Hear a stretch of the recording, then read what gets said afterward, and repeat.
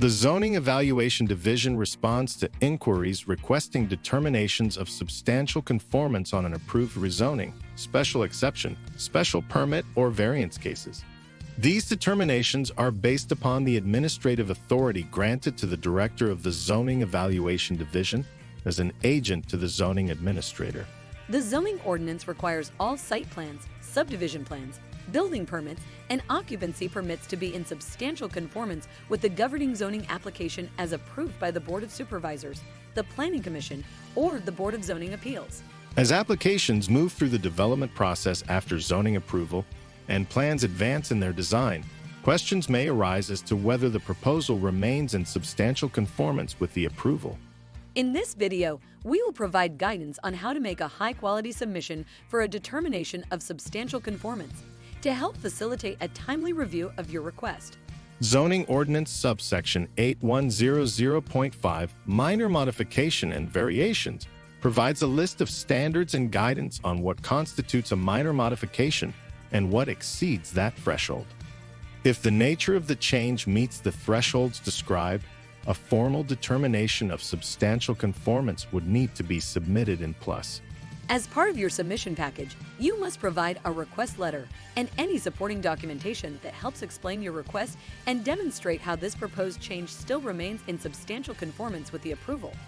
Specifically, you should include, as applicable to the request, your name and how you may be contacted by email and phone. Are you serving as the agent or the property owner?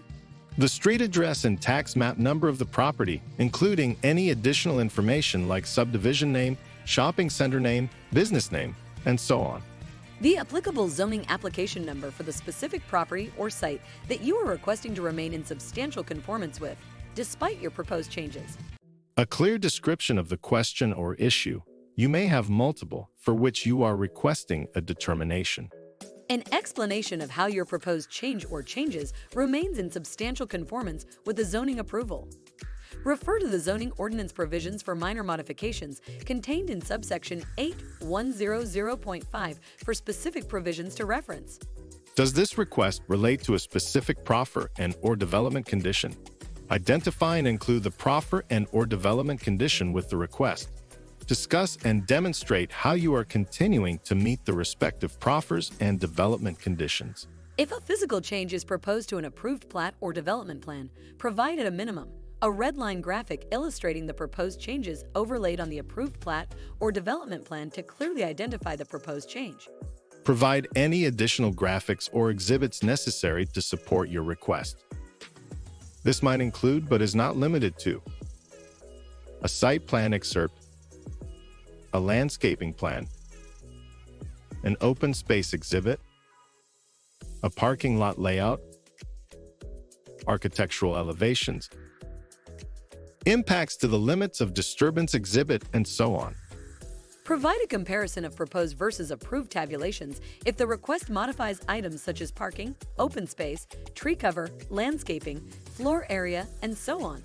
For building additions and new accessory structures, provide architectural elevations and a description of the proposed materials.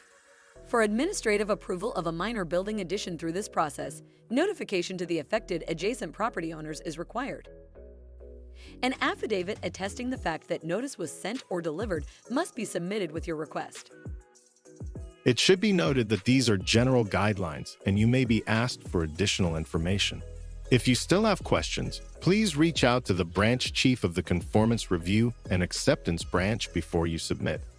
Additionally, a fee is required for the processing of determinations of substantial conformance, and the PLUS portal provides information on the payment process. For more information, please see the video linked in the description below to review the step-by-step process of submitting a determination of substantial conformance in PLUS.